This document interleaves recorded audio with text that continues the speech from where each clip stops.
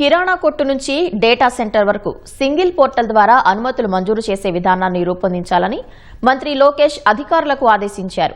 పెట్టుబడులు పెట్టేందుకు ముందుకు వచ్చిన 750 భారీ పరిశ్రమలు వివిధ దశల్లో ఉన్నాయని తెలిపారు.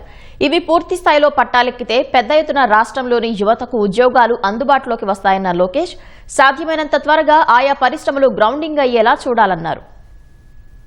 రాష్ట్రంలో 20 లక్షల ఉద్యోగాల కల్పనే లక్ష్యంగా మంత్రి లోకేష్ నేతృత్వంలో ఏర్పాటైన మంత్రుల బృందం సీఎం క్యాంపు కార్యాలయంలో సమావేశమైంది. ఈ సమావేశంలో మంత్రులు కొండపల్లి శ్రీనివాస్, కందుల దుర్గేష్, టీజీ భరత్ ఉన్నతాధికారులు పాల్గొన్నారు. నవంబర్లో నిర్వహించే పార్ట్నర్షిప్ సమ్మిట్ నాటికి సాధ్యమైనన్ని పరిశ్రమలు గ్రౌండింగ్ అయ్యేలా చర్యలు తీసుకోవాలని లోకేష్ తెలిపారు. గత సమ్మిట్ కి మించి ఈసారి రాష్ట్రానికి పరిశ్రమల్ని ఆకర్షించేలా విదేశాలతో పాటు దేశవ్యాప్తంగా పెద్ద ఎత్తున రోడ్ షోల నిర్వహణకు ప్రణాళికలు రూపొందించాలని ఆదేశించారు. నెల రోజుల వ్యవధిలో 210 భారీ పరిశ్రమలు తరువాత దశకు చేరుకున్నాయని అధికారులు చెప్పారు. ఐటీ అండ్ ఎలక్ట్రానిక్స్ కు సంబంధించిన 26 ప్రాజెక్టుల పనులు చురుగ్గా కొనసాగుతున్నాయని తెలిపారు. ప్రాజెక్టుల పురోగతికి సంబంధించి ప్రతి 15 రోజులకోసారి కలెక్టర్లు, జిల్లా స్థాయి అధికారులతో రాష్ట్ర స్థాయి ఉన్నతాధికారులు సమీక్షించాలని లోకేష్ కోరారు. వివిధ శాఖల అధికారులు సమన్వయంతో పనిచేసి ఆయా పరిశ్రమల ఏర్పాటుకు అవసరమైన మౌలిక సదుపాయాల కల్పనపై దృష్టి సారించాలన్నారు. భారీ పరిశ్రమలతో పాటు రాష్ట్రంలో కొత్తగా ఏర్పాటవుతున్న ఎంఎస్ఎంఈలను కూడా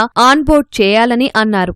స్పీడ్, స్టెబిలిటీ, సర్వీస్ మన ప్రభుత్వ ప్రత్యేకతలు అని సులభతరమైన సర్వీస్ డెలివరీ అందించాలని మంత్రి లోకేష్ ఆదేశించారు. రాష్ట్రంలో గార్మెంట్ పరిశ్రమలను ఆకర్షించడానికి చేపట్టాల్సిన చర్యలు, అందించాల్సిన ప్రోత్సాహకాలపై సమావేశంలో చర్చించారు. ఇప్పటికే రాష్ట్రంలో ఉన్న టెక్స్టైల్ పరిశ్రమలు క్యాప్టివ్ పవర్ ఉత్పత్తి చేసుకునేందుకు ఏడాది పాటు బ్యాంకింగ్ ఫెసిలిటీ ఇచ్చే అంశాన్ని పరిశీలిస్తామని అన్నారు.